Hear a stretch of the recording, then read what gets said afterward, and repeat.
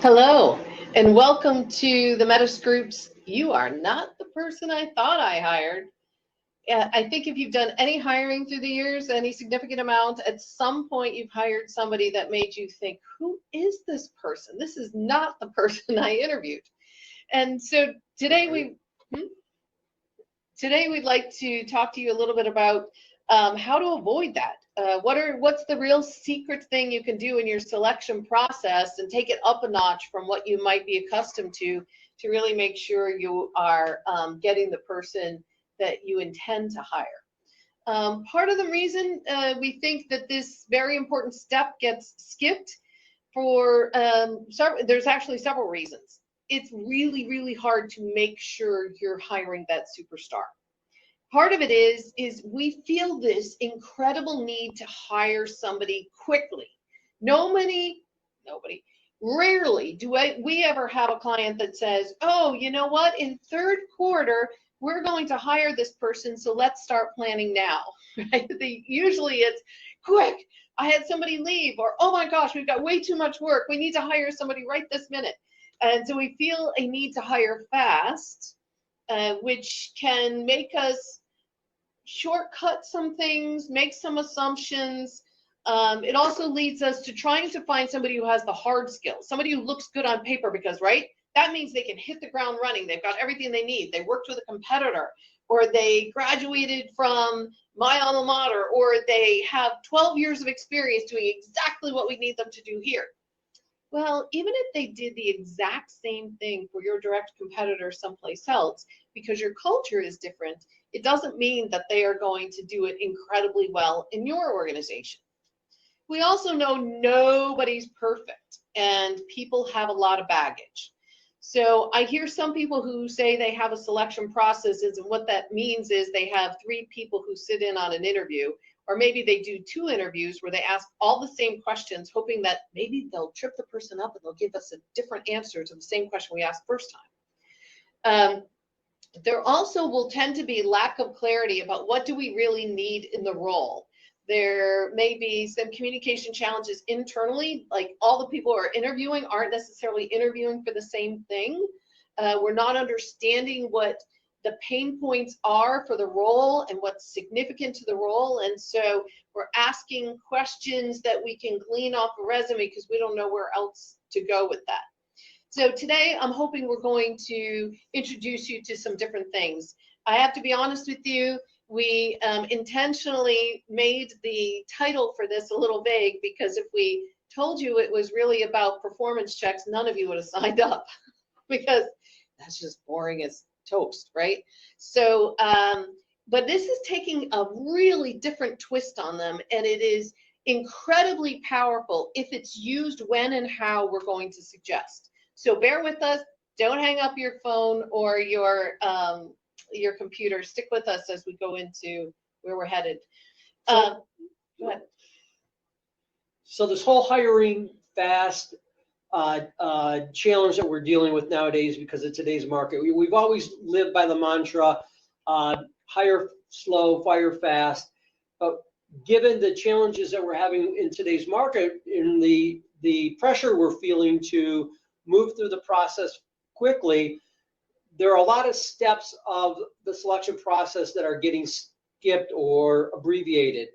And we're trying to encourage our clients not to do that you can still move quickly and hit all of the steps in the process. But if you start to minimize or skip some of your steps in the process, it may come back to bite you later on. And the focus here is to emphasize that all the steps in your process are important and need to be executed.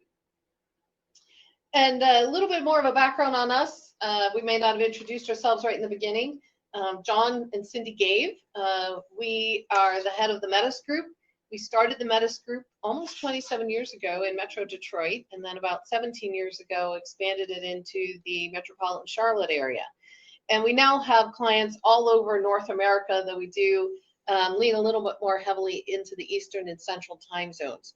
We really consider ourselves behavior experts at work, which means we want to commit to having strong processes around the people part of the business to give you more predictable results. And right now in this session, we're really going to dissect this one step in the selection process, but it happens to be a rather sophisticated step. It's got some more components to it and influences that a lot of people may not understand. At the very least, even if you have no intention of doing a reference check, there is something called TORC, or threat of reference check. It was originally introduced by Jack Welch when he was at GE, but Brad Smart made it really popular in his book called Top Grading. And the idea is if you threaten to do a reference check pretty quickly up front that we will be doing those, you will have weaker candidates who will excuse themselves from the selection process in order to avoid being exposed. Yeah, the whole idea is during that phone screen or early on in the process to let the candidate know that reference checks are a significant part of the process and that they will be done as the process is followed. And you'll be surprised how many candidates will excuse themselves from the process up front, knowing that an organization is going to pursue reference checks for them. And then that's fine. You want to just lay it on the table right up front. And the feeling behind what they did at GE and what Top Grading was promoting is remove those candidates from the process as soon as possible, knowing that they're reluctant to give you references or it's just something they're not comfortable with. And interestingly enough, at least in Brad Smart's book, he didn't even necessarily think it was worth even doing a reference check if you at least threaten it. So we think there's a lot to be gained, but we address them a little bit differently. And in fact, we call them performance checks because it's not really the traditional reference check. As you may hear or may find yourself saying out loud that reference checks are a waste of time, it's usually because there are 3 questions that get asked, right? What were the dates of employment? What positions were held? And would you hire this person again? Those are pretty useless questions. Yeah, I think those came out of HR best practices and their way of trying to protect some of their leaders. Yes. And one of the reasons they were trying to protect their leaders, their attorneys, as well as some well-meaning HR people, were terrified of getting sued. And the only reason somebody could sue you if you are giving a reference is because of slander. But notice in the definition, the first definition, the utterance of false charges or misrepresentation which defame and damage another's reputation. And the second one, a false and defamatory oral statement. If the statement is true, there are no grounds for a lawsuit. Now, of course, people will argue you don't have to have a good case in order to make a case, but if you approach it differently, so the fear was one of our supervisors who's a little clueless and really didn't like this guy who left said, oh my God, he was horrible and a lousy attitude, and goes on and on about stuff that is irrelevant or embellishes some things that didn't happen well or only focuses on the negative and not on the positive. So as a result, you all have heard about HR decrees saying thou shalt not ever give references to anyone. And so we all know you should never call HR for a reference because if you even get a reference to sign a waiver, the only thing they're going to answer are those 3 typical questions. And it's that mindset, I think, is why a lot of hiring managers are choosing not to pursue reference checks, because the idea is that they're not going to get the information they want, or it's a waste of time. And we've got a process or an approach that we want to share to allow for both the reference and the hiring manager to have a constructive conversation about the candidate and get information that they can use to accelerate the performance of that hire if it's made. The other thing that's important is to have questions that are far more storytelling answers. So we don't really want to ask close-ended questions, yes or no, I would hire this person again, dates of employment. But if you're asking someone to describe things you really need in the job, how did John go about establishing performance standards for others? Give me an example of a set of specific standards John established for others, and how did he keep track of the performance? When you ask those types of questions and people are recounting specific stories that they can tell you, you're also not leading them into situations where they might be making slanderous remarks. You're asking them to recount stories, not to describe a human being. And that's the key there. You're really not looking to judge the candidate. You're looking for work experiences that candidate was involved with. And your reference, or people are much more likely to describe a situation that candidate was a part of than the actual behaviors of that candidate that they feel reluctant to share. And one of the reasons we call them performance checks and not reference checks is we're assuming by the time you get to this stage of the process, you're trying to uncover what it's going to take to accelerate the performance of this particular individual. So as a leader, what do I have to do to set them up for the greatest chance of success? What is the environment in which they need to thrive? What is it going to take to really get them at their best?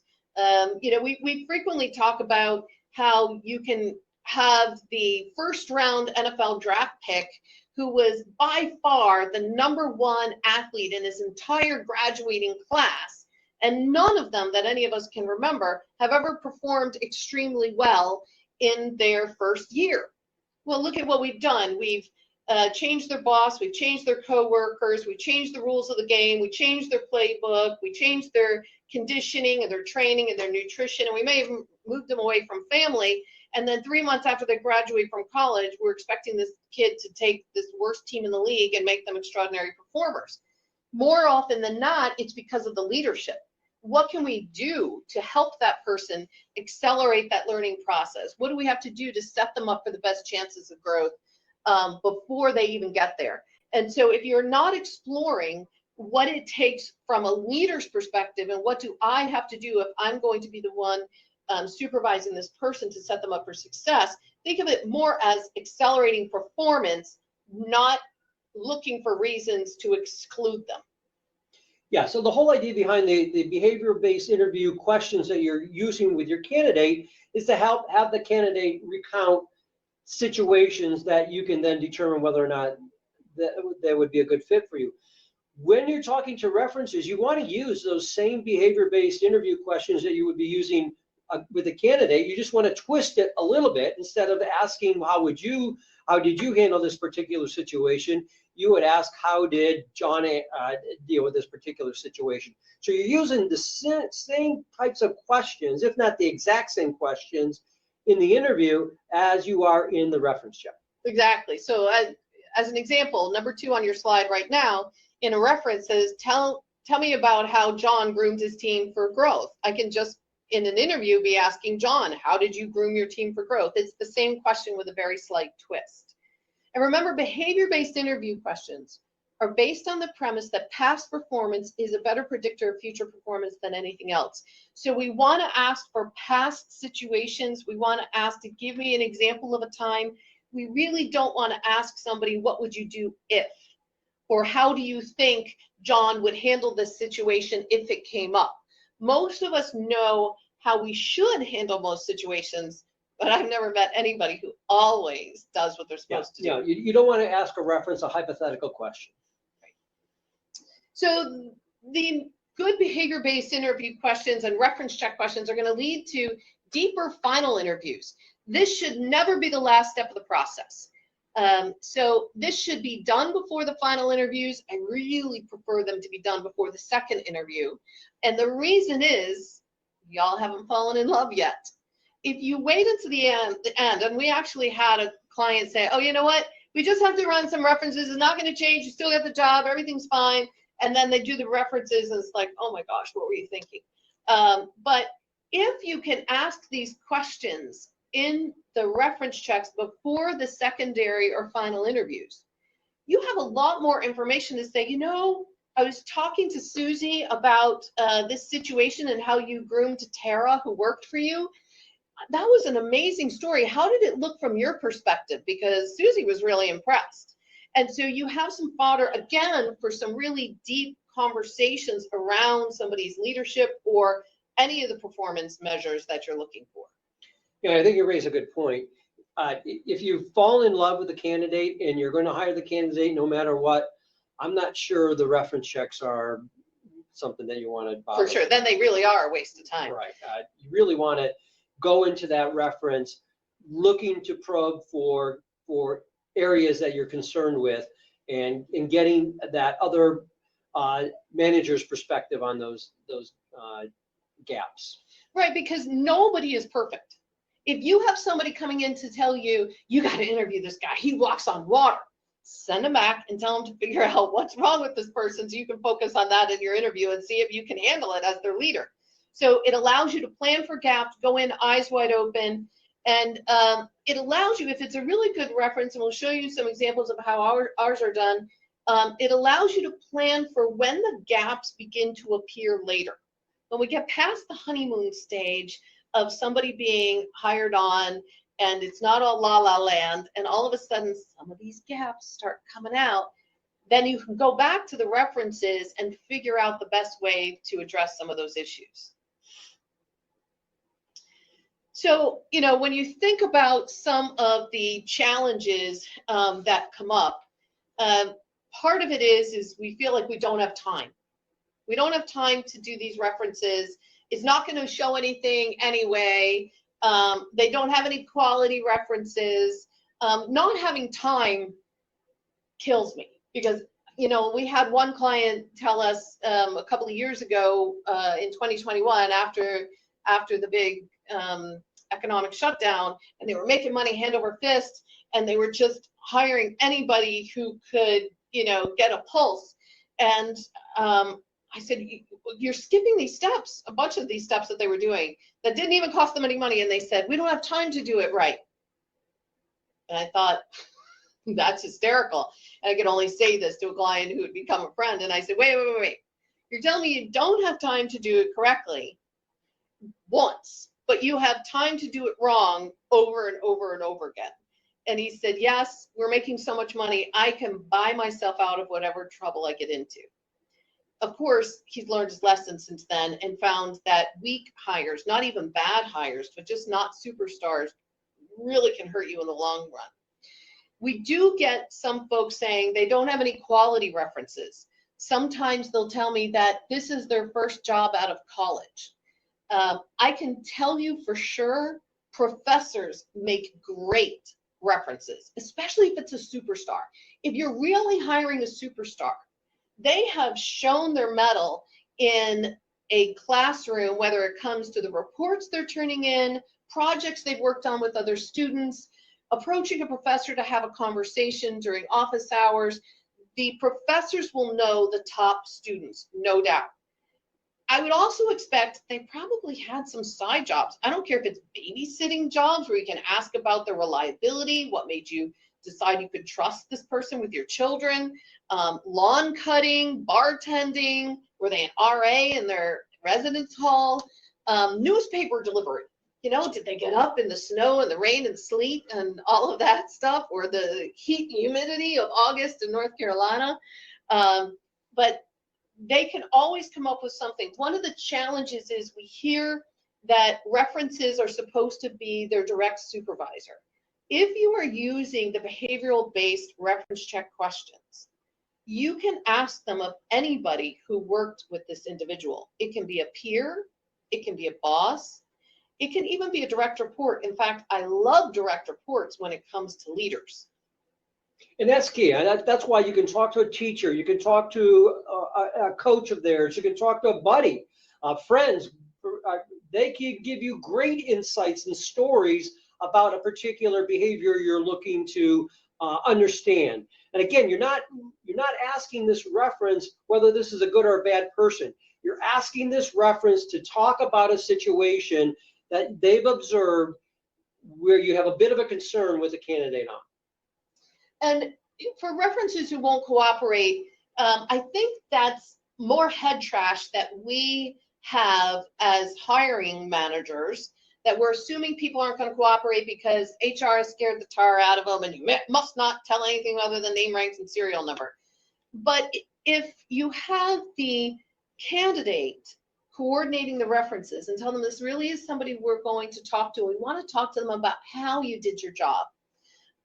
It's their job to come up with references who will cooperate. And I don't care what the situation is, even if they're, and it's really funny, I hear about organizations, even some of you on this call will say, everybody in our organization knows they cannot give out a reference. We've all been there, and we have all had a confidant in the organization or somebody else who left the organization who would speak on our behalf. And we know who those people are. So there's no reason we can't come up with those. I've had people say, well, this is the only job I've had for the last 15 years, or this is the only company I've had for the last 15 years. Okay, but other people you've worked with have left that organization and gone someplace else, and they should be able to be your references. So it is up to the candidate to find these references, and those who don't are enough of a challenge. We had one situation, it was actually pretty interesting. There was a CFO of a company that I worked with back when I was in HR, and he was our CFO. And I knew from working with him there, the guy had an ego the size of Texas. He could do no wrong. He was really part of that 2% of the population who really believed they're perfect and the rest of the world is screwed up. Well, he coincidentally applied for a CFO role for one of our clients. And I talked to the client and I said, on rare occasions, I've had personal experience with this guy. I don't think he's going to fit your culture. I gave some example. They said, oh, but they're drooling over his resume. Oh, but he's done this and he's done mergers and acquisitions and he helped grow this company. He's put in, full departments, and they were just drooling over this guy's hard skills. I said, all right, let's let him go through the process and see how it all comes out. So we get all the way to the point where I said, okay, Gary, we said we were going to be asking for references. And he said, I can't give you any references. All the people, the CEOs I worked with are far too busy. And I named the CEO that we worked for together because I knew she would, she used to vacation with him. And I said, I'm sure she would, I'm not going to interrupt her time with a reference check. That's ridiculous. And I said, well, what about some of the banks? They were your customers. What about one of the bank relationships you've had? I'd be happy. No, this is ridiculous. If they don't want to hire me for who I am, I don't want to work for somebody who's going to insist they have references on me and talk to somebody else. So I went back to the organization. I explained everything he said. That was exactly what I was familiar with. And they said, if he won't allow us to follow our process, and we told them all along this was going to be our process, and he won't provide the references, he's out. And when I went back and told him that, he was shocked. He was defiant. He then was saying this was clearly an organization he didn't want to work for. But let me tell you, they just dodged a bullet just by seeing how somebody reacted to having to coordinate those references. So did they have to go back to the drawing board? Absolutely. Yep. They had to start all over again. But you know what? They would have had to have started all over again 6 months after I hired them. So it was and the wake of dead bodies he would have left behind in just those 6 months would have been extraordinary. So we have a couple of case studies that we talk about. There's one in particular, Pete, we'll call him Pete. Pete would look in the mirror and he would see a superstar with a cape on. He just thought he was God's gift to leadership. And he was being considered for a town supervisor. So he was going to be he was actually city manager. He was going to be hired as city manager, reporting to elected council. And quite frankly, from the beginning of the selection process, we could tell that he was having an issue with personal accountability. And so we were pursuing this pretty hard. I mean, this was by far the best of all the candidates we were looking at for this particular client. And it's not an easy job. I mean, imagine we're reporting to elected officials. That means some version of your supervisors are changing over every 2 years. So having some thick skin is pretty good, but personal accountability was a big thing. Having somebody who would make excuses, blame other people, try to sweep things under the rug wasn't going to work. One of the biggest fears council members have is going out with family or friends and being attacked by a resident for something Pete said. You know, all I want to do is go to the grocery store with my kids and I have somebody saying, you know what Pete said last week? Excuse me.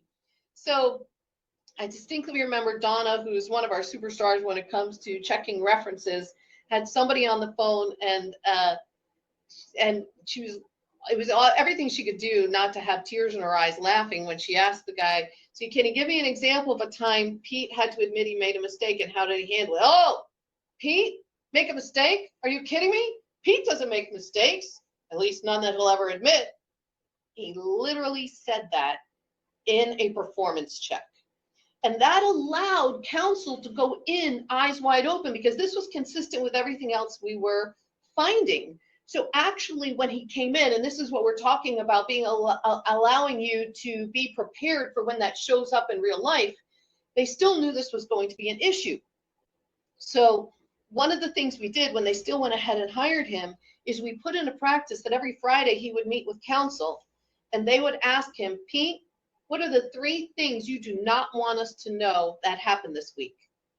And we had to coach Pete on being able to admit those, and we had to coach council not on leaping over the desk and strangling him, but they were able to reach common ground because they could go into the weekend knowing that while they were off doing personal things, they weren't going to get hijacked by something, but they could go in eyes wide open. Yeah, I mean, so in this particular case, the value of this reference check or the performance check wasn't to determine whether or not to hire Pete. The value was to understand that when they hired Pete, that there might be some issues around accountability. They need to build in some systems to predict or account for. The value was in managing Pete's performance after the hire, not necessarily preventing the hire. It was still a great hire. This guy stayed in that city for over 10 years, yes, and he brought in business from China. Right, but the fact of the matter is, they knew every round of board members knew that they needed to put in processes to hold Pete accountable. Yeah, their only challenge was over the years, as council kept changing, they were looser and looser with keeping that practice up. So one of the things that our clients will recognize is when we have defined the job, and you'll see here on the left-hand side, any particular job that we were looking for, these are the characteristics we were looking for in the job. And we have candidates that not only can be compared against each other, but against the job, and on the far right-hand side, against the national mean. This allows us to flag the areas of concern. So if in the first interview, you had asked 1 or 2 questions from all the categories that were very important or critical to the job, now you can go in the reference checks and ask all of those other questions in the performance checks for areas of how did this come out, so that when you go into the secondary or final interviews, if you only asked 1 or 2 questions from each of those categories, you can ask the rest of those questions to really zero in and understand how this is going to play out in real life. Yeah, so the question we often get is, what do you ask these references? If if you're not asking the traditional reference check questions, how do you narrow it down?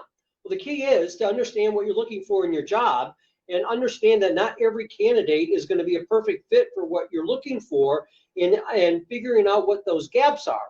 And then you just focus on those gaps when you're talking to the references. And since not everybody on this webinar is familiar with our process, we use multiple sciences. We actually use 4 sciences that can, all the assessments can be taken in an hour or less by the candidate. So we're not getting into assessment fatigue. But when you're using 4 sciences and not the typical 1 assessment, then there's no way somebody's going to match all of it. So this allows you to go in and see the whole person a little bit more and figure out that. So in our regular selection process, we define the role. Then in the first round of interviews, you can ask a sampling of those questions. And that's why we say do the performance checks next to really probe these particular areas. So by the time you're going into the second or final interviews, you are so laser focused on the particular areas that could trip this person up that you can now go in and be prepared by the end of that second or tertiary interview to make the hiring decision or not, because you know whether or not you can live with it, not that this person is going to be out or not. So, you know, as an example, not only what's needed in the job, but what's important to the culture of the organization. So, you know, in my particular case, I cannot handle somebody who's weak in personal accountability. It'll end poorly. As soon as I hear somebody making excuses, throwing somebody else under the bus, it's going to end quickly and poorly. For John, he is very impatient if somebody's critical thinking is weak. So that's going to be more of a hot button for John. So it's not just what's needed in the job, but as a leader, being realistic about what you can tolerate and what just pushes your hot buttons. Some of the gap-based questions that were highlighted in that previous page. There was conceptual thinking. So give me an example of a specific plan Joey developed that was deemed successful or had to improve a situation. For self-starting, how did Susie approach a new task that's been assigned without being given much direction? So it allows you to say, like, what are we going to have to do once this person comes on board? But if you can figure out where the gaps are, then asking pointed questions are going to be much more valuable. And I think that if you look at these questions, you can understand how they can be answered by anyone this person has worked with, a peer, a direct report, or their leader, or even somebody they hadn't worked with, a friend, or somebody that they might have been in a club or an extra activity with. You're really looking for this behavior gap and how that demonstrates in life. Now, you prefer to see how it demonstrates in the workplace, and most of the time, references are going to be work references. But the whole idea is you want to understand this behavior style and how it's being demonstrated in real life, in past experiences anyway. Right. And you're right, John, that is key. It's anybody can give that insight and give you a feel for it, because the reason you're asking the questions and not just relying on the assessment alone is that the individual may have some pretty good self-awareness and developed some coping mechanisms, or maybe they committed to an area of development based on their self-awareness. So that's okay if that comes out. But not having self-awareness and not being able to fix these things are situations that as a leader you might need. So when it comes to the reference coordination, as I mentioned earlier, it is the responsibility for the individual to line up the people who can be used as references. They help with getting it scheduled. They can figure out who's in the best position to be cooperative. You can also tell a lot from the project of getting these references prepared.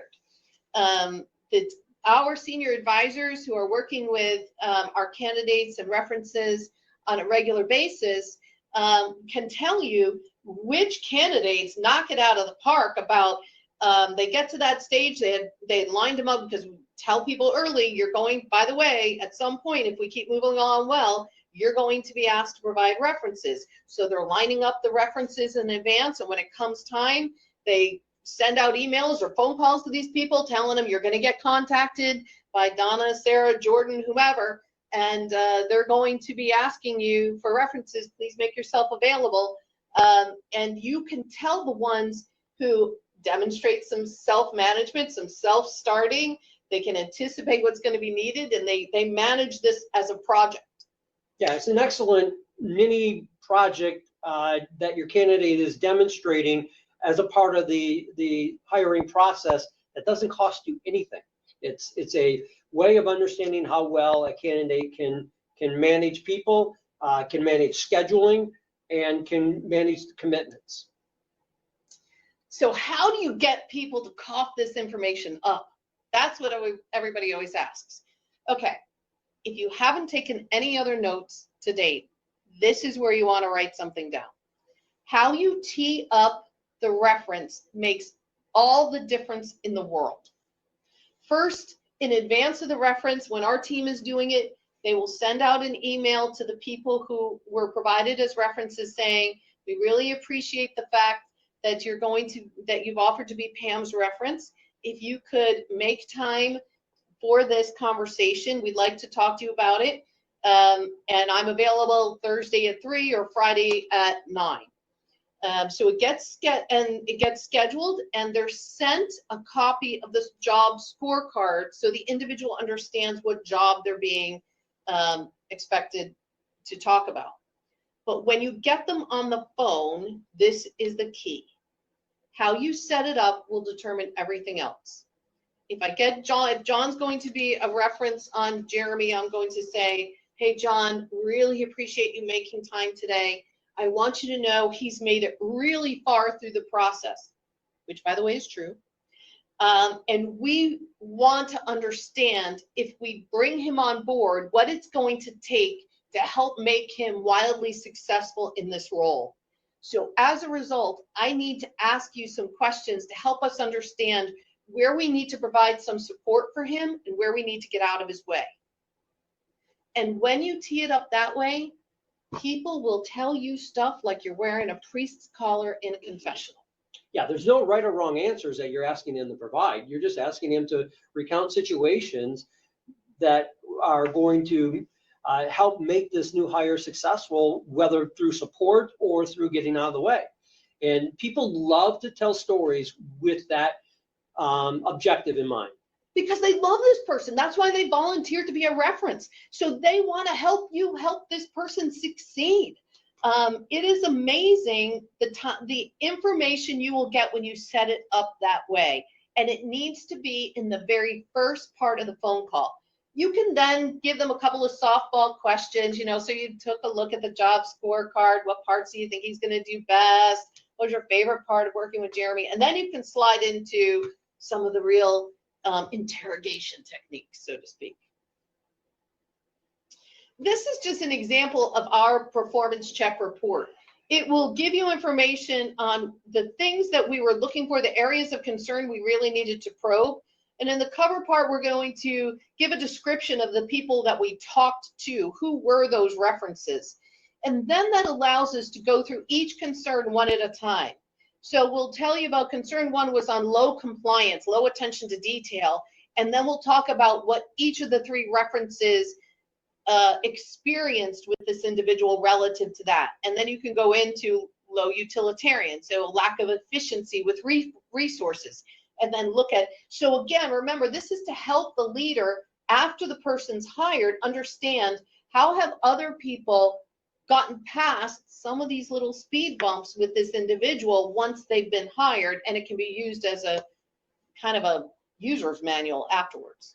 Yeah, the key here is to prepare for the performance checks and know what you want to probe for. And there's generally anywhere from 3 to 6 areas that you want to focus on. You don't want many more than that. In this particular example, there were 4.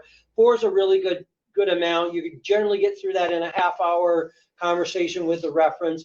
But the key is to keep it focused in those areas of concern and ask for examples within each of those areas on what had happened and record that. Now, what's nice about having this documented is in most cases, you're going to end up hiring this person anyway. And in many cases, after the hire is made, these issues are going to arise. What hiring managers can do is they can pull this report out after the fact and see how other managers handled that particular situation when it arose in the past, and then use that to help coach the new hire or the employee in the current situation. These issues will likely appear again. The question is, what are you going to do about it after you've hired them? And having information on how others have dealt with that will make your handling of the situation that much easier. Again, it allows you to go in eyes wide open and not be shocked when stuff happens, not saying, oh my gosh, who are you? Are not the person I interviewed. It allows you to avoid some surprises. When things come up, you can take them in stride. Nobody is perfect. Yeah, the key is, I think we said it before, Every hire every hire anybody makes is going to have some gap or some issue areas of concern. And the idea is to understand what those are, and through additional interviews or through reference checks or assessments or however you can help understand and probe for those gaps will help you avoid the surprises later on, because they will arise later on. So in the QR code, that'll take you to some information about our selection process. For those of you who were unfamiliar with that, you can certainly feel free to contact John or me or Michael at themetisgroup.com. For those of you who were encouraged by Michael, our EVP of Business Development, to participate in this webinar. And I have the chat open if anybody has any questions. We have a couple of questions that have been submitted already that I'll read out. Here's one. Ideally, who's the best person to conduct the reference check or the performance check? Oh, that's a great answer. So unless you're having you got the answer. Yeah, that is a great question. It's, unless you're having an expert reference checker like one of our team do that, I love when the hiring manager conducts those reference checks, if you can convince them that they should, and share this webinar with them on how to do it. And that's largely because, remember, what we mentioned earlier is that the individual has the opportunity to decide, is this something I can tolerate or not? And so if they're hearing the answers from another supervisor or direct report or a peer, they might have incredible follow-up questions that they want to ask about how things have played out if they're the ones actually conducting the performance checks themselves. So HR, not so much as the hiring manager. No, I'd never call an HR person. And as a recovering HR person, I'm allowed to say that. All right, I have another one here. How long should these performance or reference checks take? Oh, another really good one, because this is important to put in the email that you're sending out to your performance check people, the people who've been offered up as references. You want to let them know that you'd like to explore some information regarding Joey or Susie, and it's likely to take 20 to 30 minutes. So you want to make sure that they have cleared their deck, that they can commit to the scheduled time, so that they're not trying to whisper while somebody's hanging over their shoulder, or take the call in the stairwell. We've had that one happen. And that they're prepared for how long it's going to be. And how would you handle a situation where the reference was just chatty and doesn't want to finish it up? It's really important to start after you get through that lead-in about wanting to set this person up for a great chance of success. Thank them again and tell them that you're hoping to wrap this up in 20 minutes, but 30 minutes on the outset. And as you get going, if you find they're a little too chatty and going on and on, say, appreciate that, I want to be respectful of your time, so let me ask you the next question, and see if you can transition through that as quickly as you can. Again, the more you do it, the better you get at that, and not everybody is an expert reference checker. And then one more we have here is, what's the worst performance check you've ever experienced? Again, well, Donna seems to have a lot of these, but of course she's been with us for 26 and a half of our 27 years. But I'll never forget her getting really exasperated. Somebody had given her a reference, and the guy was in his early to mid 30s, and she gets halfway through or partway into the reference, and she's asking for examples. And finally the reference said, I got to stop you. I just don't have any of these examples, and I have no idea why he gave me as a reference. I haven't worked with the guy since we were 16 at Blockbuster. So that alone told us a lot about the reference, right? Or about the candidate who had to stretch that far back, and never expected this guy was expecting dates of employment, position held, and would you hire the person again? He certainly wasn't expecting this, and when he realized the types of questions we were asking, he had to bail.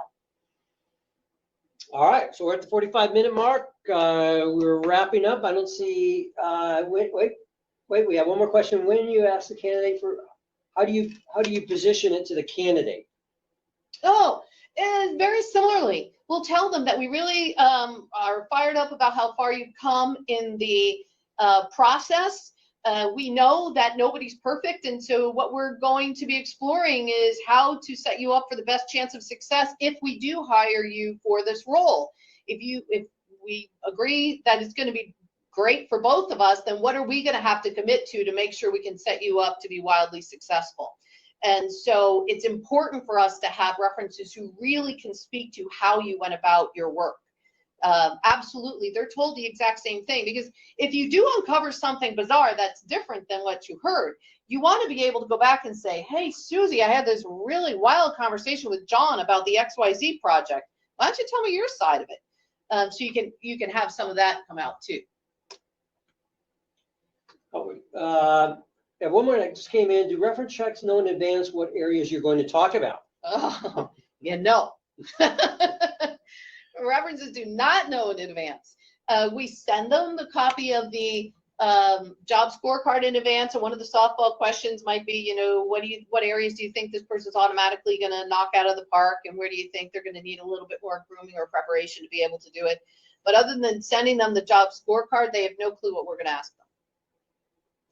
Yeah, so they're not going to necessarily be prepared with examples. You're asking them just to recount stories as much as anything. Sometimes they may need to mull it over a little bit, but people are really good at recounting situations. Yeah, most individuals cannot make up details on the fly, which is why you want to ask them for specific examples. A psychotic or two can, but most humans cannot. So you're more likely to get real life stories that way. All right, we're wrapped up here. You'll receive a link to the recording shortly. The slides, I think, will be available on that as well. You can certainly visit our website for a little bit more information, and we'll let you know when we're going to be doing the next webinar and what that topic will be shortly. Thanks. Have a great week.